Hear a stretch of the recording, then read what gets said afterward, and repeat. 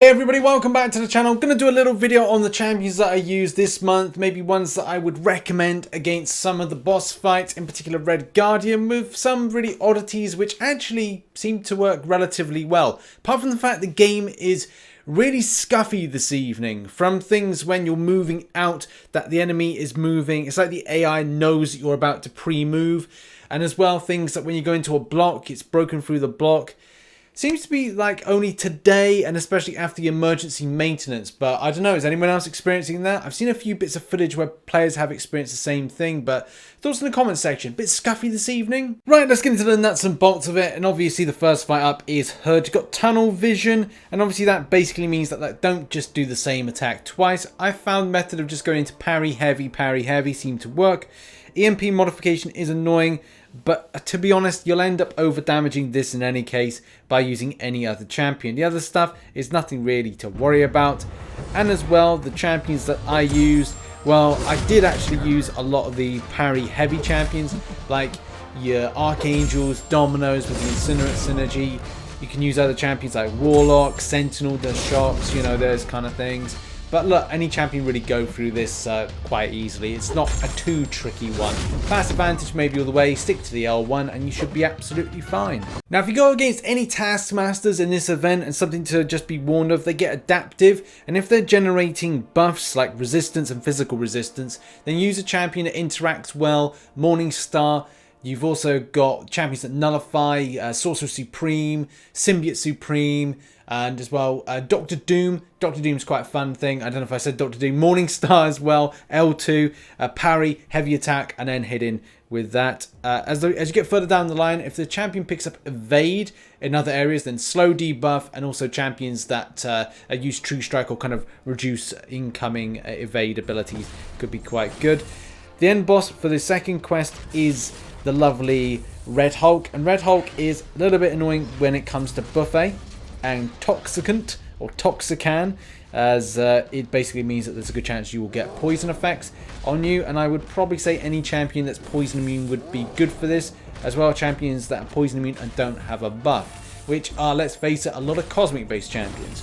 Although I did find it was quite fun to utilize Sentinel for this one, and yes, it does trigger off things with redoubled determination, but it's not really something I worry too much about. And by the end of it, I think it was a very slow fight. There are a lot of options that you could choose in its stead, and obviously you look to like debuff heavy champions for this, and as well at the same time don't have ones that do buffs. Anything that shrugs off poison could be relatively helpful, and maybe even champions like Rogue could be again handy as well. But champions that are poison immune, shrug off poison effects, and as well maybe into work with that, like I said, Sentinel, Rogue for shrugging off, and a few others as well. Next up is the Punisher 2099 fight, and actually I thought of a decent counter for this as I've been recording. And with this champion getting enhanced special one bias, we've also got Resistor, and as well we've got Extinction Protocol and Aspect of Evolution. Again, not things to worry about. The thing to worry about is power controlling very early on. Champions that have the Petrified debuff will be incredibly helpful for this champion, because ESP1 being unblockable is a little bit of a pest. Now, obviously for this, there's loads of options. Morningstar could be quite fun as well, because this champion gets the ever so delightful resistor, so obviously it's going to generate buffs, which you can spank very nicely with that SP2. So parry through a heavy attack, and then it's the case that you'll gather a power gain buff. Repeat that as much as possible to build up to SP2 as quickly as possible, but that may not be completely possible to do. You've also got off the L1 champions that throw power control abilities like Dr. Doom or Warlock. And as well, obviously Beardo is in there with the tech, does mean he can petrify. But as well, the fun one is definitely got to be Stark Spidey. Not a brilliant option, but still it's kind of fun to be able to build up those poise charges, have that ever delightful blade synergy, which is going to build you up the 3 poise charges very, very quickly. And as well, you'll be able to power control just before the champion's at the L1 stage, and then it's a case you'll be able to smack through for a lot of poise critting based damage, and that's going to be incredibly fun. The Kingpin fight is actually pretty straightforward, and yes, you might face off against another Taskmaster on your line, but yeah, Kingpin, relatively straightforward. Critical resistance is annoying, but I ended up just using a critical base champion in any case. I think I used Corvus for this. And it's the case it just was, again, fine. Stick to the L1 and you shouldn't have any problems. Counter Strike basically means that as soon as you dex an attack, it's going to mean you're going to be able to get a nice little attack bonus. So to be honest, stick to the L1. You'll be absolutely fine. This is a very straightforward fight. You don't even need to use champions to have debuffs as well. Just raw S damage. Now, taking on the new Black Widow, which is Black Widow Deadly Origins, there is so many to choose from that could be good counters for this, and especially considering that this champion will be evading a lot of the times, it is something to obviously bear in mind. Using certain champions at a class advantage could be fun, and I liked using against this Iceman. Archangel works fine as well. Champions that throw the slow debuff, like your Sorcerer Supremes, Stealth Suit Spidey, the list goes on of champions that throw that, and that can be very helpful to kind of counteract those evades. But anything that's got any kind of ability accuracy reductions could be relatively helpful for this. But apart from that, I used Iceman for a best chunk of it. There is again some issues in game that I was finding where I was trying to like hit out at the enemy, but it was always a case like they were go into a 5-hit combo into my block, and then as soon as I come out to hit them, because obviously they would finish it, and it was a case I was just getting hit into something. Hit into block counter by special was still something that was there, but again, this all seemed to happen after the emergency maintenance.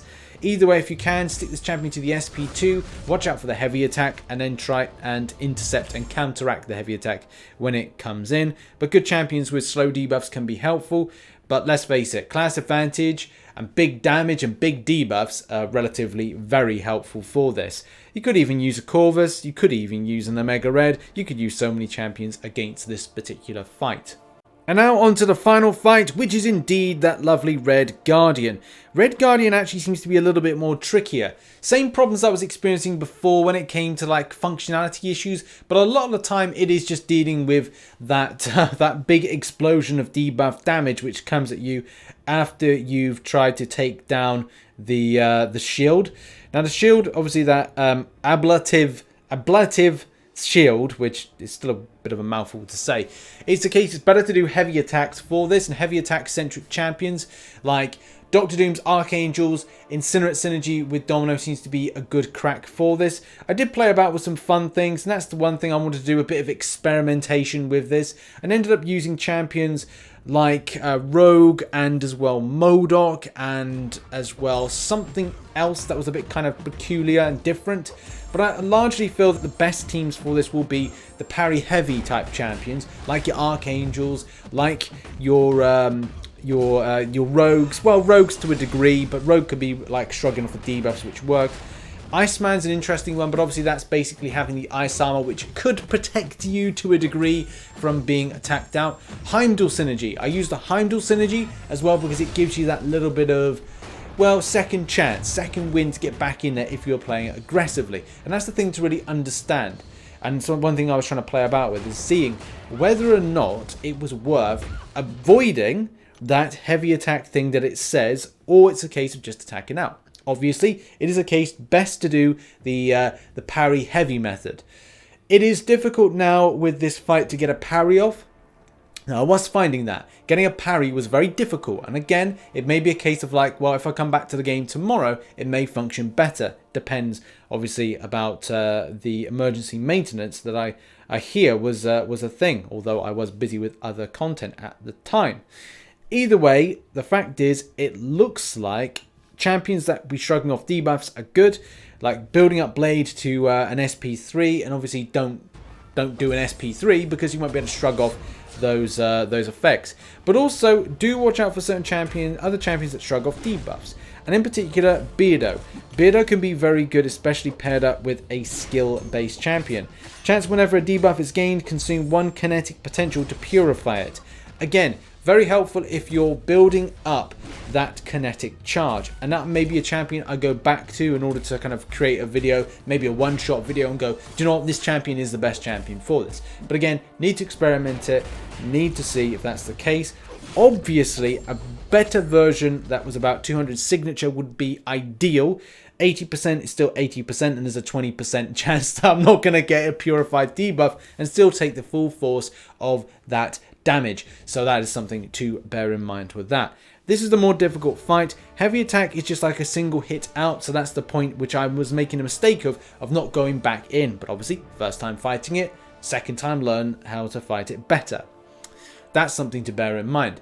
The SP1 seems to be like a dash towards you and hit with the shield, similar to a lot of champions that do that. I'm just trying to think of a good example. Vision Arcus, where he travels the extent of the screen to then hit at you, so that's important to just go, right, well, I'll be back as fast as possible, and then obviously, as soon as the shield is up, then I'm back in again. The same thing with the SP1, I think. Not the SP1, the heavy attack, where the shield is up, go in, rush in, and smack them before they mighty charge you. But in any case, that has been my top picks of who I used or who I'd like to use, and I think would have been very good for the fight this month's Uncollected. A few other ideas of videos that I want to make in conjunction with this type of event, including a lot to do with the side event as well, but I don't want to give you 4 or 5 videos in one day because it's just a bit too much and people's attentions are just kind of like way off. So it's a case I'll probably put out something towards the weekend that just kind of highlight that a bit more, especially because a lot of people are saving up for the chronometer, the dimensional chronometer thing. The thing that allows you to choose something for definite as I lose my voice. Thank you everybody for watching this video. And as well, check out some of the content posted today. The other 2 videos that I did today, they're pretty good. They're pretty fun, interesting, and all that jive. In any case, thanks for watching this video, and I'll see you in the next one. Bye-bye for now.